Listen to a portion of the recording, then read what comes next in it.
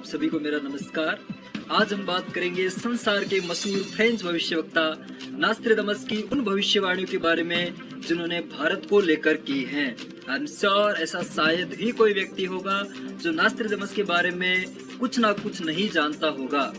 नास्ट्रेडमस 18 दिसंबर 1503 को फ्रांस के ही एक छोटे से गांव सेंट क्रेमी में नास्ट्रेडमस का जन्म हुआ और उनकी प्रसिद्धि तो वास्तव में तब फैली जब वो रास्ते जा रहे एक ईसाई साधु के चरणों में झुककर प्रणाम करते हैं।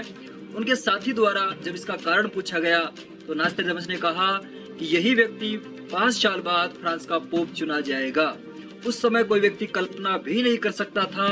ये दशक था 1580 का और ठीक 1585 में वही व्यक्ति फ्रांस का पोप चुना गया और उस व्यक्ति का नाम था बलिस प्रेसी। तो इसके बाद पूरे फ्रांस में ही नहीं बल्कि पूरे यूरोप में नास्ट्रेडमस की जो पॉपुलरिटी थी वो फैलती हुई चली गई। जी हाँ, नास्ट्रेडमस ने 4000 भविष्यवाणियां की है जो 4 पुस्तकों में पब्लिश की गई है और उनकी जो भविष्यवाणियों की जो शैली है वो कविता में होने के कारण उनको नाम सत्या दिया गया है।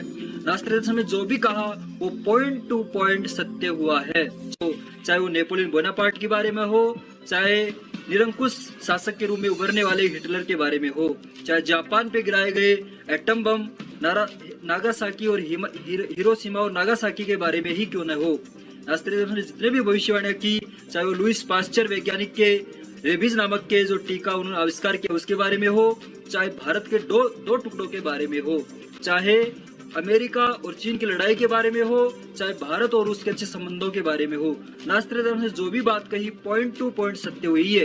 शायद ही कोई ऐसा व्यक्ति हो जो नास्ट्रेडमस को चैलेंज दे सके। वास्तव में भविष्यवक्ता बहुत हुए हैं लेकिन पूरे वर्ल्ड में देखा जाए तो शायद ही कोई ऐसा भविष्यवक्ता होगा जितनी 100% जिसकी सटीक भविष्यवाणियां सही सत्य सिद्ध हुई हो। आज इस वीडियो में हम लोग ऐसी ही कुछ भविष्यवाणियों के बारे में जानने वाले हैं जो उन्होंने भारत देश के बारे में की है। तो आइए चलते हैं, देखते हैं नास्ट्रेडमस ने आखिर भारत देश के बारे में क्या कहा।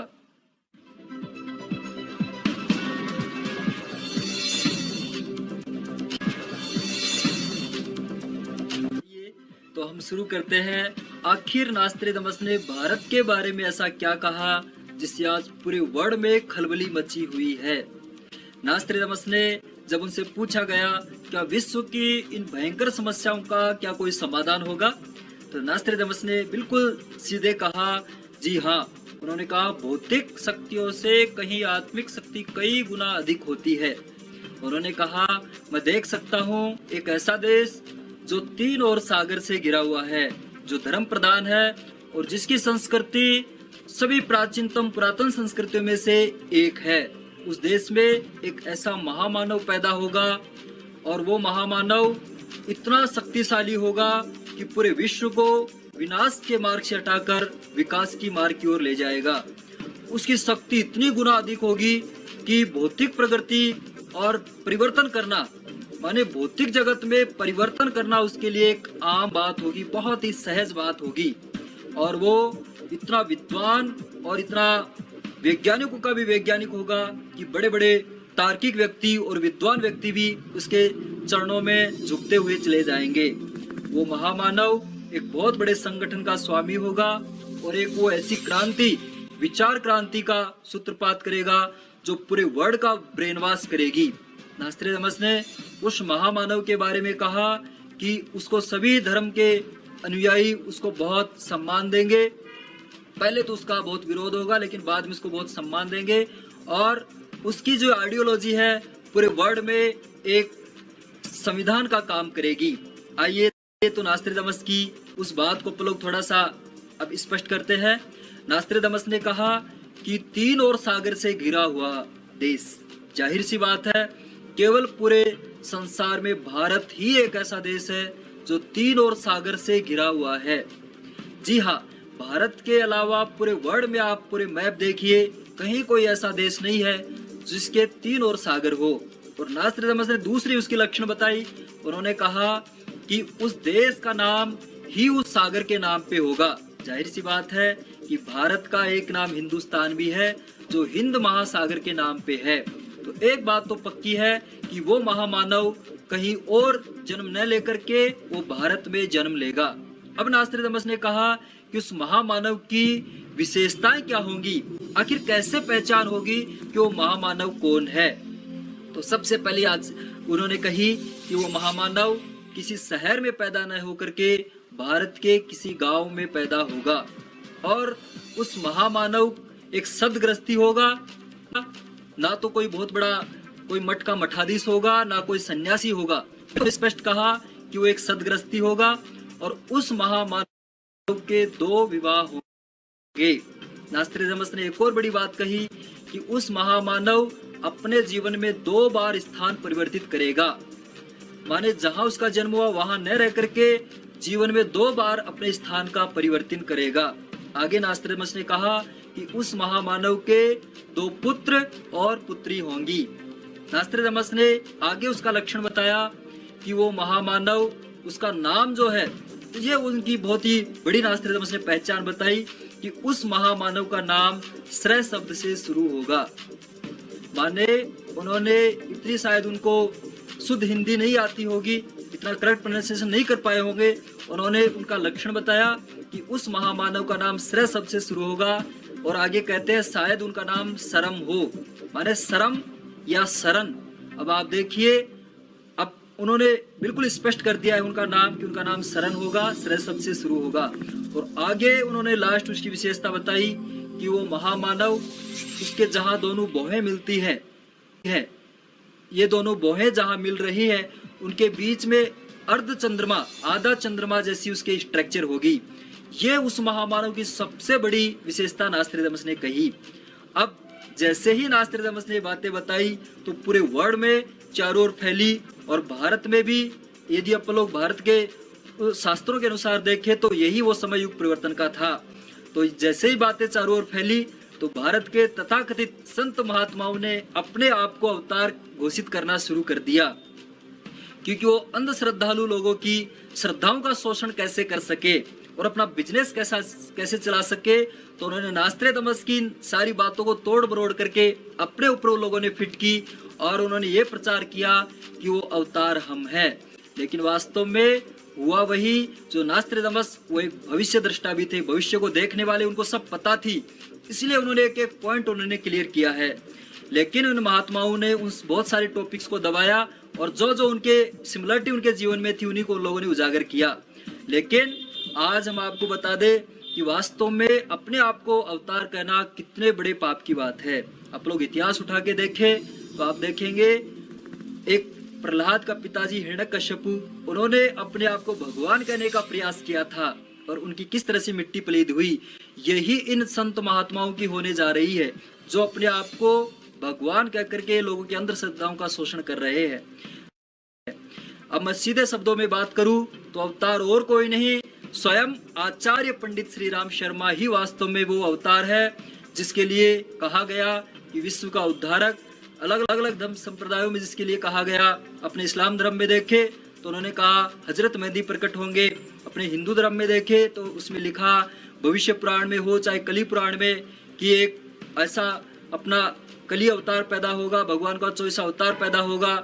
चाहे आप लोग उनमें देखें, ईसाई धर्म में देखें तो उसमें भी बिल्कुल स्पष्ट किया गया कि एक जीसस फिर से पैदा होंगे और पूरी दुनिया का उद्धार करेंगे। कहीं ना कहीं उस महामानव को पैदा होना ही था।